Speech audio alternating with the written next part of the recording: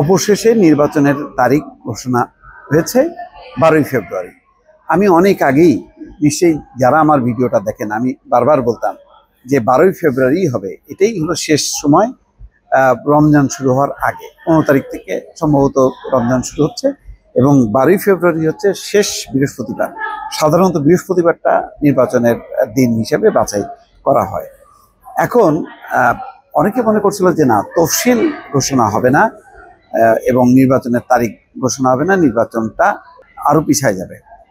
এখন আমি জানি যে এই 12ই ফেব্রুয়ারি তারিখ ঘোষণার পর এখন বলা হবে যে তফসিল ঘোষণা হতে পারে, কিন্তু এই সময় নির্বাচন হবে না, নির্বাচন খবর আছে আরো পিছায় যাবে।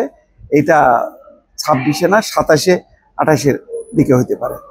এই অনিশ্চয়তা, এই ধরনের আলোচনা আমি জানি যে রাজনৈতিক অঙ্গনে চলতেই থাকবে। তবে আশার ব্যাপার হলো যে বিএনপি খুব দ্রুত রেসপন্স করেছে, তারা আশ্বস্ত হয়েছে এই তারিখ ঘোষণা করাতে।